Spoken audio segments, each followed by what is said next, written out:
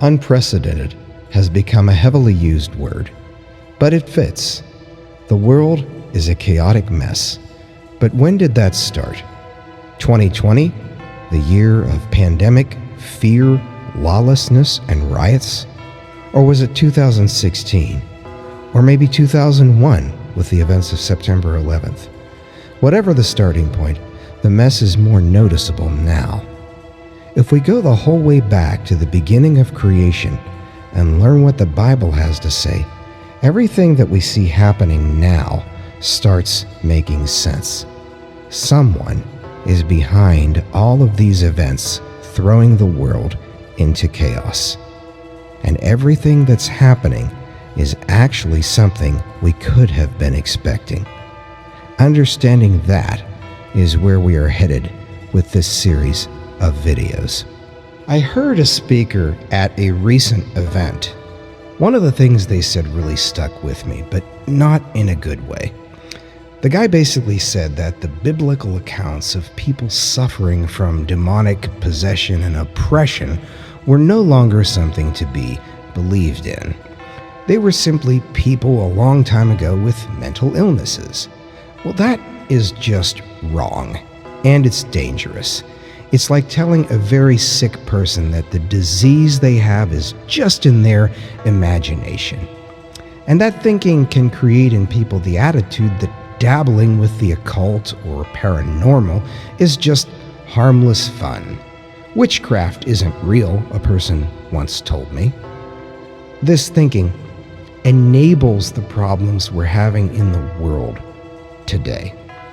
There's an anti-supernatural bias common in modern science, media, entertainment, and it's also present in many Christians in name institutions of higher learning. A lot of America's current establishment systems, like education, have put a lot of effort into convincing us that there is nothing beyond what we can see, that there is nothing supernatural. That is called naturalism. Well, everything about God is supernatural. He's an all-powerful creator who is outside of his creation. It is encouraging these days to hear conversations beginning in places like popular podcasts about our need for God and how lost we have become on our own. Pastor Mark Driscoll says that the Bible not only tells us what happened, but it tells us what always happens. And if you notice, there are patterns.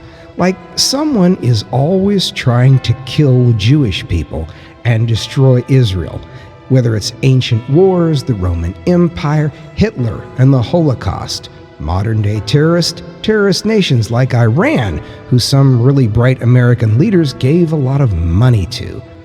Then we had the Hamas attacks, October 2023. The word Hamas means harm if you translate it into Hebrew. Yet we have people in America piling on the hate for Israel.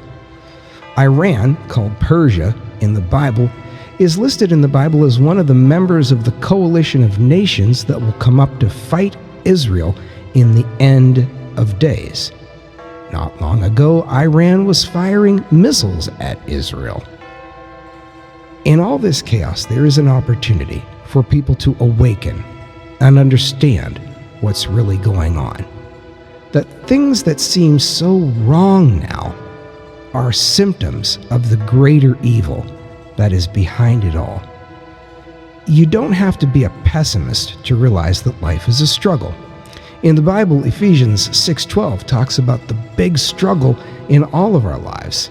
It says, "For our struggle is not against flesh and blood, but against the rulers, against the authorities, against the powers of this dark world, and against the spiritual forces of evil in the heavenly realms."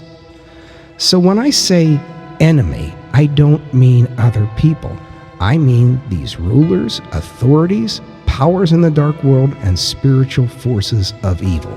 Those are four separate, non-human forces, and those words are not synonymous, so we're dealing with four different types, or most likely a power structure of evil that exists in the supernatural realm.